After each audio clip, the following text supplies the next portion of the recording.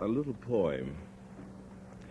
Hemmed in by petty thoughts and petty things, intent on toys and trifles all my years, pleased by life's gauds, pained by its pricks and stings, swayed by ignoble hopes, ignoble fears, threading life's tangled maze without life's clue, busy with means yet heedless of their ends, lost to all sense of what is real and true, blind to the goal to which all nature tends. Such is my surface self. But deep beneath, a mighty actor on a worldwide stage, crowned with all knowledge, Lord of life and death, sure of my aim, sure of my heritage, I, the true self, live on in self's despite, that life profound whose darkness is God's light. This is a continuation of our series, Men Who Walked with God. Meister Eckhart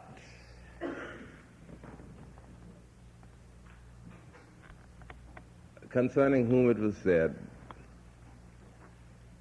from him God hid nothing. Eckhart dramatizes, in my own thinking at any rate, one of the interesting and significant paradoxes that we find in studying the history of mystical thought, certainly as far as Western culture and Western civilization are concerned. For some of the most profoundly influential mystics, those who seemingly have plumbed depths which leave the rest of us high on the shore, were nurtured in the bosom of Roman Catholicism.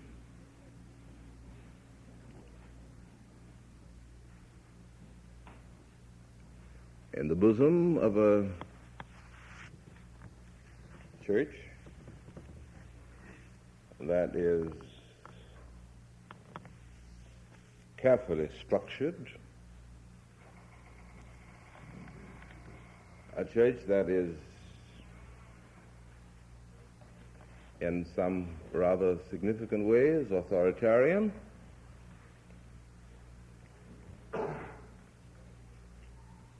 a church which has its categories fairly well and fairly accurately defined, and yet within the bosom of, I do not speak irreverently or whatever the other word is now, but a church that is fundamentally authoritarian, as any institution would be that had a monopoly for 1,000 years. You know, I mean, that is not a criticism of Roman Catholicism. It's simply a fact in social evolution, of which it has taken good advantage. But there it is, in some ways a rigid system. A church that is officially the dispenser of the medicine of salvation. And the medicine of salvation expressing itself or spelled out in terms of the 7 sacraments. And yet within that framework, there has grown up through the years nurtured in its very bosom, to mix the metaphor. These daring spirits, the logic of whose insight is to transcend and ultimately negate any institution that undertakes to introduce the human soul to its God. It's an amazing thing.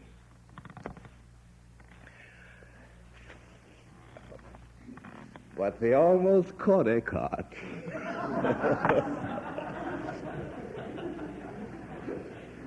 How he got by, I don't quite know, but they didn't put some of his things on the index until after he was dead. But he had narrow skirmishes. And I think he had these narrow skirmishes because he was a man with a highly developed mind and a disciplined spirit who spoke in a language that communicated itself to the masses of the people. I think that is really the reason why he had so much trouble.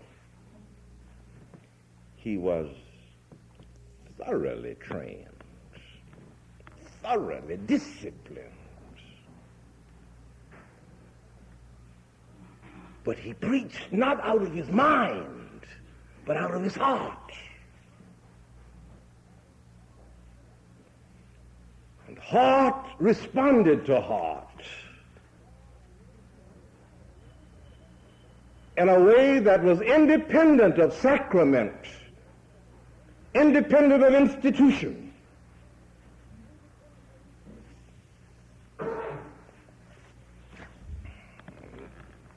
Now, when you read Eckhart's sermons today, you wonder what kind of people were just lay people back in the 13th century. Because when you read his sermons, it's very difficult to understand what on earth he's talking about unless you get inside and look out. And we don't read that way. We read outside and look outside. But at any rate, wherever Eckhart opened his mouth to preach, the little people crowded the place.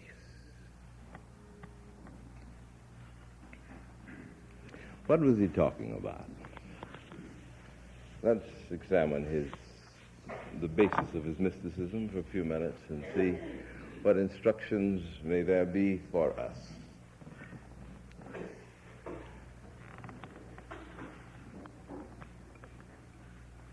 Eckhart stated that the ground of all existence was what he called the Godhead. Now, don't trouble yourself too much about the terms, but just feel along. The Godhead. The Godhead is, in Eckhart's language, is that which is at the ground of all manifestations of life. It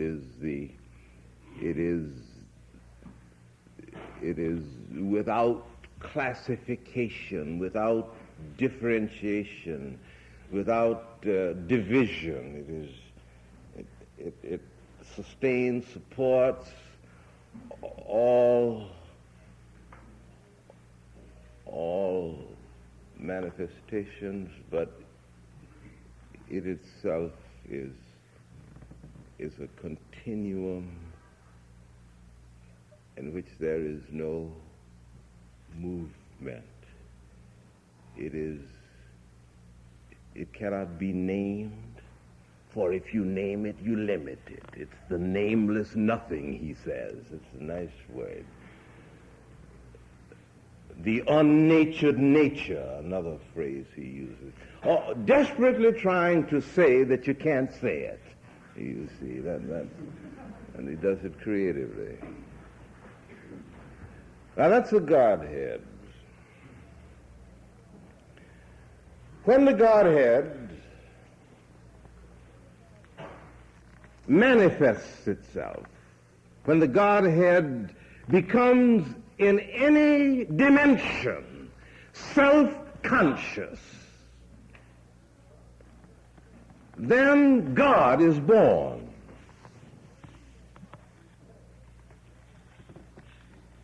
As if you had a spring, the best way I can describe this to you, here is a spring. We will call the spring the Godhead. Now, when any of the water of the spring spills over, that spilling, in Eckhart's thought, is God. You can see the spill. You can deal with the spill. It separates itself somewhat from the spring itself. Now,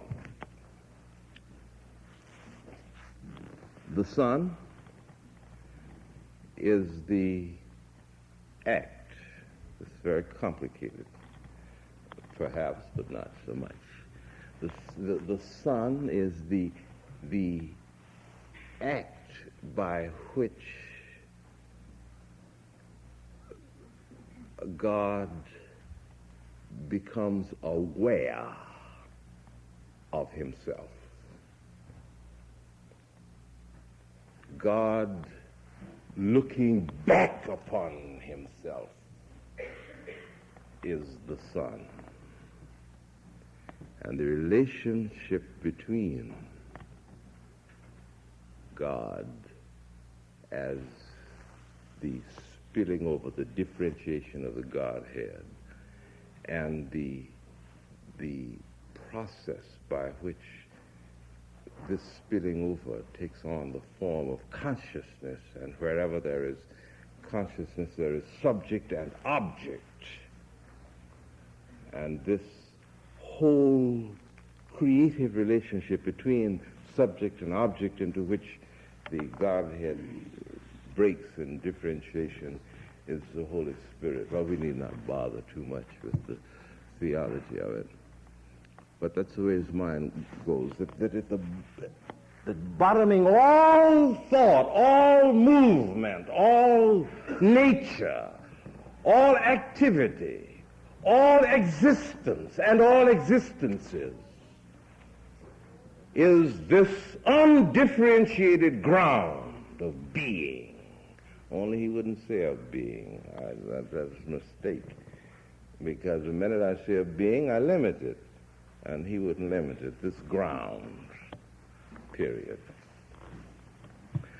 Now, the creator of the world, the creator of matter, the creator of all things, all existences, is not the Godhead. It is God, that which becomes differentiated. And in God's mind, and you see the influence of Plotinus and the influence of Plato and the influence of some other people in the thinking of Eckhart, for in the mind of God the Creator, who is the personal God, which is the spilling over of the Godhead in time and space, that all creation, every object that we experience is but a manifestation of certain archetypes. To illustrate it, as we did when we were talking about Plotinus weeks ago, that here is your cat, Josephine, may die, and your neighbor's cat, Henry, may die, but cats don't die. Cats keep coming on.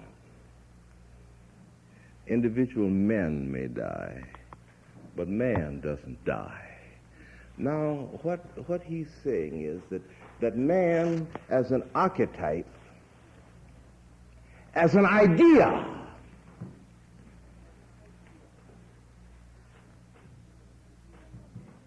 exists in the mind of God and keeps spilling out eternally.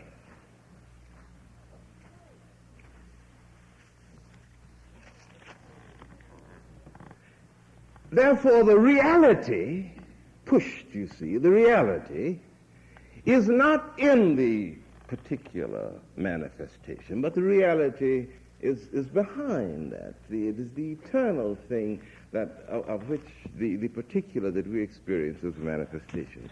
Well, so much for that part of it. Now, the most significant part of his insight, and you're doing very well. You haven't just deserted me yet. The second part of it, and which is perhaps, certainly from my point of view, the most important part, is what he has to say about the soul. And I read a contemporary poem from this book of mystical verse, in which there is a division between the lower self and the higher self. It's a division which Eckhart makes, and it makes it in a very striking manner. The lower self is the self of the senses. It is the means by which we communicate in the world of senses and sense experience. It is the dimension of attachments. It is the area, the milieu from which we draw all of our collections of fears and hopes and dreams, aspirations, yearning, all of the vaunting ambitions of the human spirit, all of the things upon which we lay hold with abiding enthusiasm and clutch them, saying, "This is mine, and mine forever, and mine alone." All of the ways by which we give to ourselves the assurances that nullify the deep sense of isolation of the human spirit. That is the surface self, says Eckhart.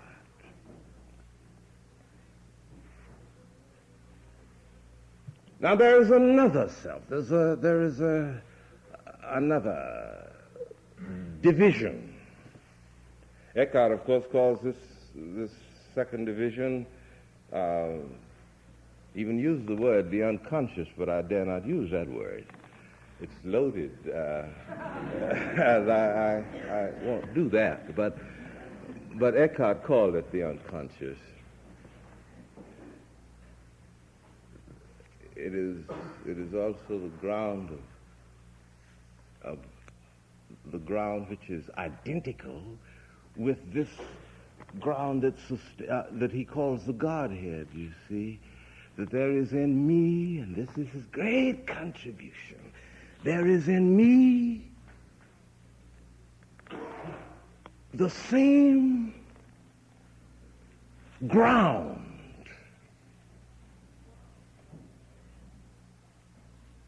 that is the Godhead.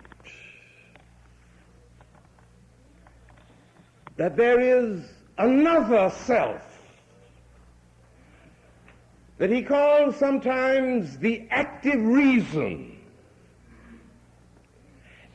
Which active reason, which other dimension of the self has a core?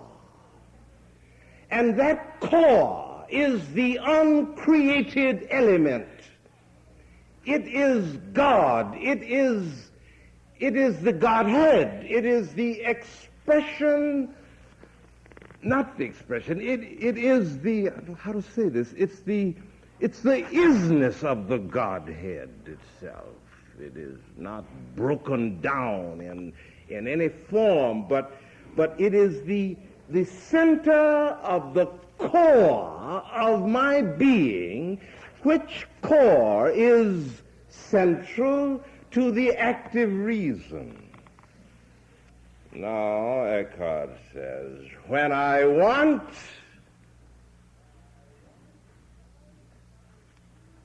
to find my true self, I do not chase up and down the highways of my senses, for they lead me consistently astray.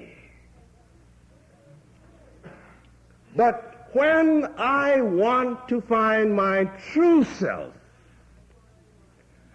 I disentangle myself from the senses, from this other region, and move straight to the core of me, which, says Eckhart, is where the Godhead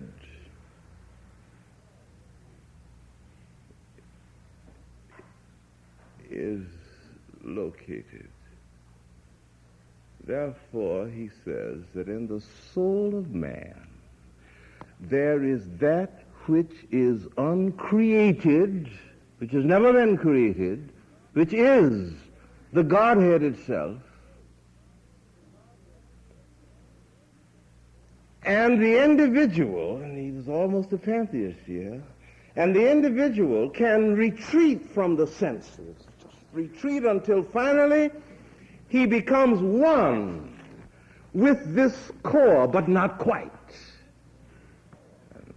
Eckhart is not quite an Oriental, you see, for he says that the soul of man does not quite merge, become one with the Godhead.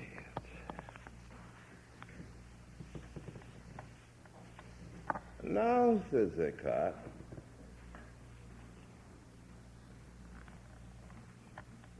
the way by which this core, you see, this Godhead, which is the uncreated element at the very core, the way by which the individual grows in spiritual awareness, the way by which the individual grows in spiritual stature and in richness,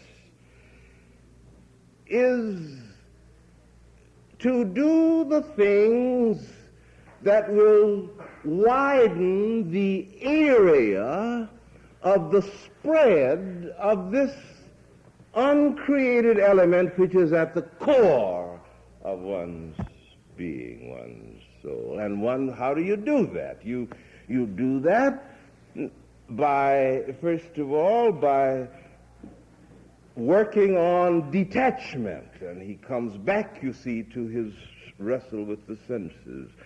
No man who's involved in attachments can free himself so as to keep from blocking the spread of the Godhead, which is at the core of his soul in his life. So the only way by which you can precipitate this spread is by disentangling yourself from all of the things that commit the mind and commit the spirit and involve the heart. Now, he sounds as if he is altogether negative, but he isn't. For he says, he's full of surprises. He says that if a man is having the most profound kind of mystical experience as St. Paul had when he was carried into the third heaven, and there in the midst of that highly accentuated moment of divine awareness, he remembers that there's some man around the corner who is hungry. He'd better leave his mystical experience and go and feed him. And then come back. That's all right, isn't it?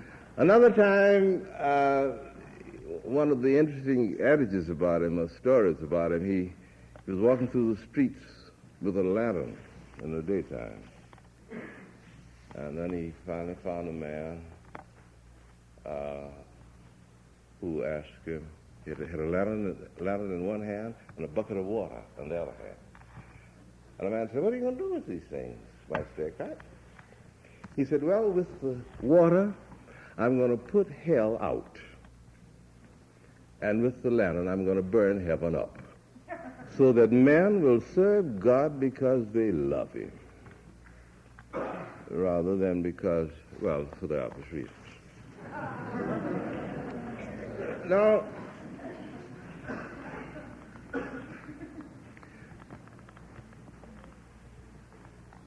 there's a very interesting and searching ethic that is derived from Eckhart. For you see, if it be true, as Eckhart presupposes, assumes, believes, and affirms, that there is central in every living person a core which has at its core the eternally undifferentiated Godhead, then that means two things that are very important. One, that I'm never permitted to say of another human being that he is anything that is a denial of the infinite weight of his personality, because his personality is the basket in which is carried this priceless ingredient. And I can never deal with another human being as if he's just another human being. He is carrying around with him this uncreated element, it's in him. And therefore, in all of my primary, intimate, face-to-face, or secondary contacts with human beings, my greatest and most insistent responsibility is to seek to develop with them the kind of relationships that will make it possible for core to salute core. For the core in me to salute the core in you. And any attitude that I have that blocks it, any mood that I have that makes it difficult, any involvements of my life, however holy they may be, that will block it, these must be destroyed, that the core in me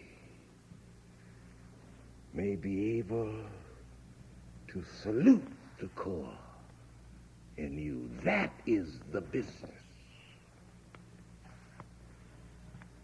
of man. And when he does it, he becomes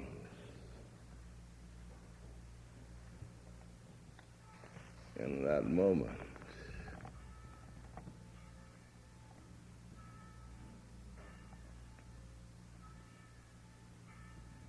a manifestation of the Godhead. He spills over.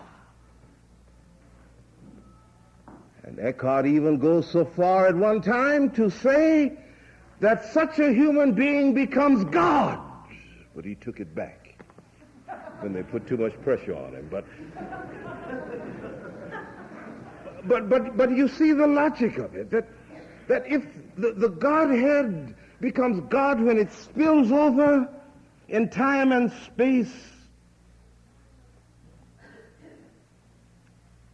therefore when the Godhead, which is at the core of me, spills over in my time-space relationships, at least I can say that wherever such a person is, there the kingdom of God is at hand. At least we can say that much.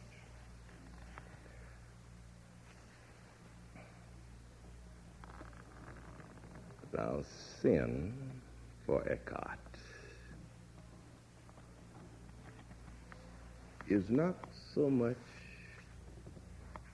how people behave. He doesn't ignore it, don't misunderstand me.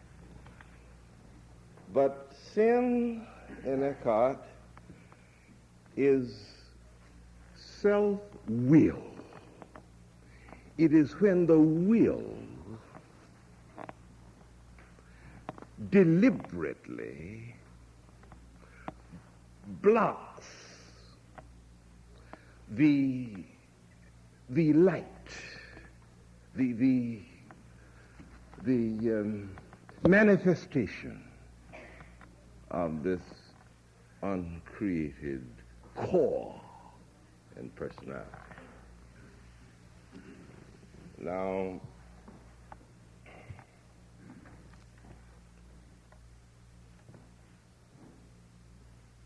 this means that there is within the power of the individual with his mind to cover over this uncreated element. But it is not within the power of any individual to destroy this, which is very important. And you can see the revolutionary character of the doctrine about which he insists, because if we say that it is not within the power of the individual, whatever may be the nature of his behavior, to destroy, to nullify, to wipe out this uncreated element, then the logic of that is that no man, under any circumstance, can ultimately be cut off from God.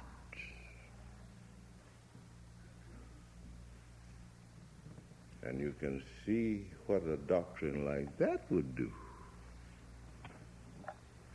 Not to Catholicism merely of the 13th and 14th centuries, but what it would do to contemporary Protestantism and Catholicism, that there is nothing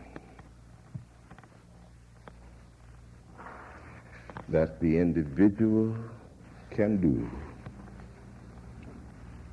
that can destroy the